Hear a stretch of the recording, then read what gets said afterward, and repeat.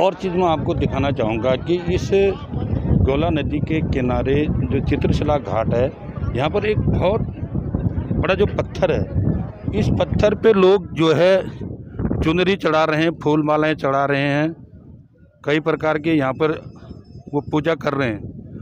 लेकिन मैं अगर देख रहा हूँ कोई ऐसा मुझे यहाँ पर व्यक्ति मिले कि वो इसके बारे में बताए मुझे कि आखिर जो इतना बड़ा ये जो शिला है, पत्थर है, इस पर लोग इतनी शिद्दत से, इतने मनोयोग से यहाँ पर जो है पूजा अर्चना कर रहे हैं। तो सर ये सर जी जी जी जी हाँ, है ना, ये एक मामूली पत्थर नहीं है, एक शिला है जो जिया रानी माता के रूप में इसकी पूजा होती है हर साल 14 जनवरी को। तो ये सर क्या है इसका, आप बताइए सर। ये जो है बिल्कुल बिल्कुल आज आपने देखा होगा, हाँ, ये एक शिला एक जिया रानी माता की एक वो है, जिया रानी माता की यहाँ पूजा होती है।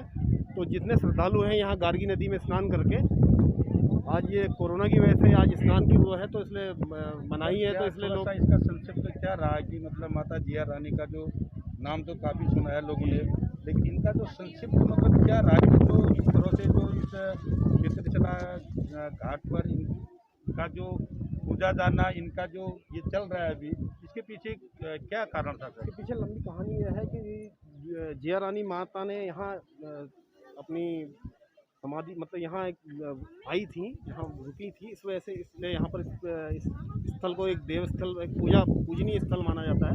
और हमारे पंडित जी से ज़्यादा अच्छा, चलो जानकारी होगी। तो हाँ, तो सर आपने बताया, आप अपना नाम बताया। मेरा नाम राजीव मनराल है, मैं रामनगर से आया हूँ। अच्छा, रामनगर से आए। मैं थोड़ा सा आपको कष्ट दूंगा कि आप ये माता जिया रानी का जो यहाँ पर सर ने बताया कि हर 14 जनवरी जब भी मकर संक्रांति को, हाँ, मकर संक्रांति शिवरात्रि को लगता है यहाँ पर मेला। जी, ये है साहब चित्रेश्वर महादेव। जिया रानी जो है यहाँ पर रह के इनकी आराधना क्या करती थी, मगर कचूर लोग जो कुछ आते हैं तो वो कहते हैं कि ये जिया रानी का घाघरा मानते हैं उसको ये लोग, मगर हैं ये चित्रेश्वर महादेव। जिया रानी जो है इन्हीं की आराधना क्या करती थी यहाँ पर रह के। मतलब जिया रानी के रूप में यहाँ पर पूजा कर रहे हैं लोग। हाँ, जिया रानी जो है इन्हीं की पूजा किया करती थी। अच्छा, शिव जी जो है यही है। अच्छा।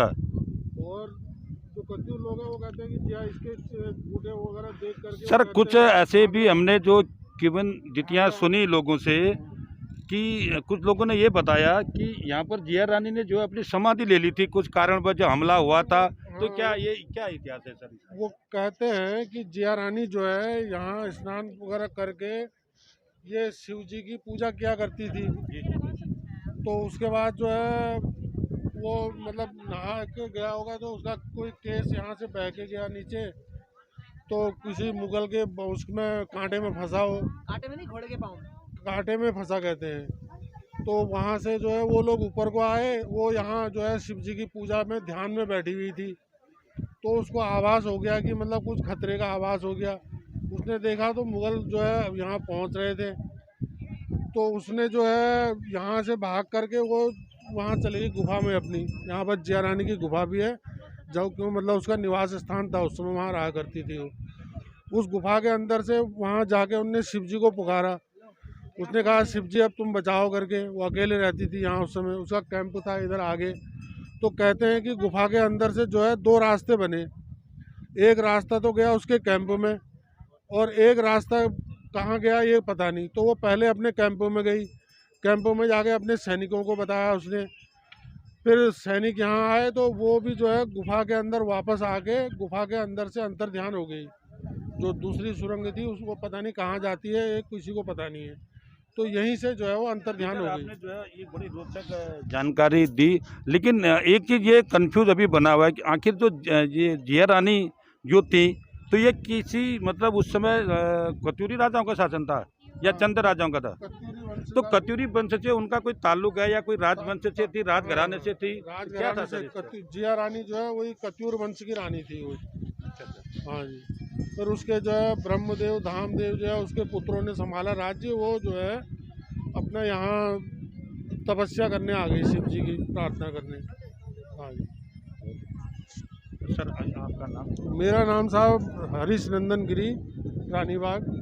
हरीश नंदन गिरी जो रानीबाग कई सालों से यहाँ पर जो है ये देख रहे हैं। उनका कहना है कि जो ये जिया रानी कत्यूरी जो शासक की मतलब कहीं ना कहीं वो एक राजकुमारी थी और उन्होंने मुगलों से जो है अपना संघर्ष किया। और ये बताते कि एक ऐसी यहाँ पर एक अद्भुत गुफा है जिस गुफा में रानी निवास करती थी। हाँ जी। अच्छा, तो वहाँ से मतलब एक प्रकार का गुरिल्ला युद्ध उन्होंने किया होगा। हाँ, उसके अंदर मतलब वो यहाँ रह के तपस्या करती थी और जब मुगल आए तो उसके गुफा के अंदर जाके उसने देखिए ये आस्था के साथ साथ जो है एक ऐतिहासिक भी एक पहलू है कि इससे ये सिद्ध होता है कि हमारे उत्तराखंड की या कुमाऊं की सिर्फ पुरुष ही नहीं, महिलाओं ने भी जो है अपनी जो उनका जो एक वीरांगना जिसको कहते हैं, उन्होंने अपना जो है पूरा योगदान दिया। वो हर पल जुल्म और अत्याचार के खिलाफ लड़ती रही, चाहे वो मुगल शासक हों या अंग्रेज रहे हों या होड़ रहे हों या गोरखा रहे हों, तो सब ने जो है डट के जो है मुकाबला किया। तो आज इसलिए जो है उत्तराखंड का ये चित्रशिला का जो ये क्षेत्र है, यहाँ पर लोगों का जो हुजूम है एक बड़े श्रद्धा के साथ इसको लोग मना रहे हैं, माथा टेक रहे हैं। और कुछ लोगों को पता भी नहीं है कि इसके पीछे का क्या इतिहास था, लेकिन जानते हैं कि जब परंपराएं बनती हैं तो लोग पीछे जुड़ जाते हैं और ये नहीं पूछते हैं कि ये क्या है। और यही आस्था है, यही विश्वास है और इसी आशा विश्वास के साथ लोग जी रहे हैं। और कोरोना का इतना खौफ है, फिर भी लोग जो है जगह किसी परवाह किए हुए, मास्क भी शायद हो गिने चुने लोगों ने यहाँ पर पहना होगा, फिर भी हम ये अनुरोध करना चाहेंगे कि आस्था के साथ साथ आप अपने जो वैज्ञानिक तरीके हैं उनका भी ख्याल रखें और बचने के लिए जो ये महामारी वैश्विक अभी तीसरी लहर चली है, इससे भी लोग अवेयर रहें। और जब अवेयर रहेंगे, जब ज़िंदगी सलामत रहेगी तो कई प्रकार के कर्मकांड, कई प्रकार के संस्कार आप कर पाएंगे।